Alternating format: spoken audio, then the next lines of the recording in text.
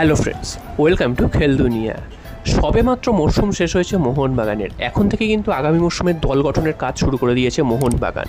তো তোমাদের বিভিন্ন প্লেয়ারের নাম কিন্তু আমি জানাচ্ছি, যেগুলো কিন্তু রিউমার পর্যায়ে আছে বা কোনো নিউজ কিন্তু প্রায় কনফার্ম হয়ে গেছে, এরকমও কিন্তু নিউজ এসছে। যেমন জেমি ম্যাকলারেন, তার সাথে কিন্তু ডিল ডান হয়ে গেছে, এটা তোমাদের জানিয়ে দিয়েছি সকালেই।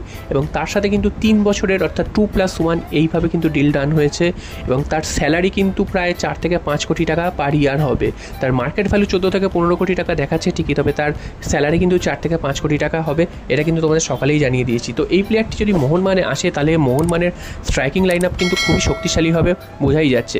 যদিও আগে থেকে লাফানোর মতন কিছু নেই, কারণ জেসন কামিংস বা আরমান্দো সাদিকুকে নিয়েও কিন্তু আগে থেকে লাফানো হয়েছিল এবং তার ফল কিন্তু তোমরা দেখতেই পেয়েছো। তো এই প্লেয়ারটি আগে আসুক, খেলুক, তারপরে কিন্তু এই প্লেয়ারটিকে নিয়ে মাতামাতি করা যাবে।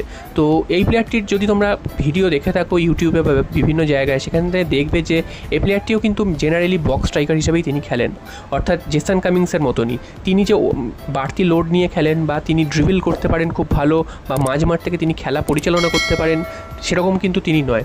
তিনি যদি বক্সের মধ্যে পায়ে বল পান, সেক্ষেত্রে তিনি কিন্তু গোল করে দেবেন, এরকম কিন্তু তার দক্ষতা রয়েছে।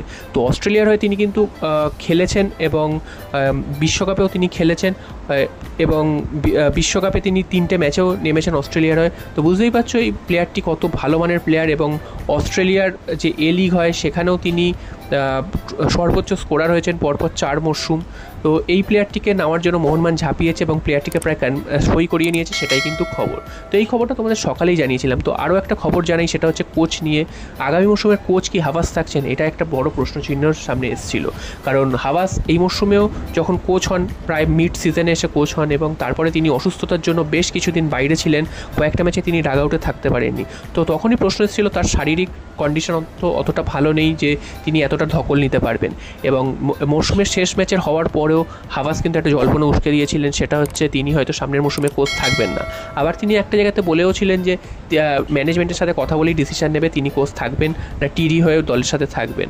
তো দেখা যাক শেষ পর্যন্ত হাভাস কোচ থাকেন কিনা। তবে লোবেরার সাথে মোহনবাগান কথাবার্তা চালাচ্ছে, যদি হাভাস কোচ না থাকতে পারেন, সেক্ষেত্রে কিন্তু সার্জিও লোবেরা, যিনি উড়িষ্যা এফসির হয়ে কোচিং করাচ্ছিলেন, তাকে কিন্তু মোহনবাগান নিয়ে আসতে পারে। সার্জিও লোবেরা ভারতীয় ফুটবল মানচিত্রে তিনি কিন্তু যথেষ্ট একটা ভালো নাম। তার আন্ডারে মুম্বাই সিটি এফসি, উড়িষ্যা এফসির মতন দল খেলেছে এবং তারা কিন্তু সাফল্য পেয়েছে। উড়িষ্যা এফসি যদিও এই মরশুমে সাফল্য পায়নি, তবে উড়িষ্যা এফসির যা দল ছিল সেই নিয়ে সার্জিও লোবেরা কিন্তু যথেষ্ট ফাইট দিয়েছে। এবং সার্জিও লোবেরা তিনি দেখিয়ে দিয়েছেন যে পাসিং ফুটবল খেলা কাকে বলে এবং মাটিতে বল রেখে কীভাবে যেতে হয়, সময় মতন প্ল্যানিং করা, বা যেসব প্লেয়াররা হাতে রয়েছে তাদেরকে কীভাবে ব্যবহার করতে হয়, জুনিয়র প্লেয়ারদের কীভাবে ব্যবহার করতে হয়, সেটা কিন্তু সার্জিও লোবেরা দেখিয়ে দিয়েছে।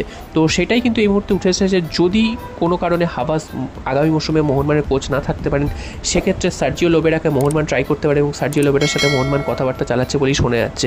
তো তোমরা অবশ্যই কমেন্ট করে জানিয়ে, যদি সার্জিও লোবেরা মোহনবাগানের কোচ হয়, তোমরা কতটা খুশি হবে, এবং সার্জিও লোবেরাকে আদৌ দরকার মোহনবাগানে, নাকি হাভাসকেই তোমরা দেখতে চাও, সেটা অবশ্যই কমেন্ট করে জানাবে।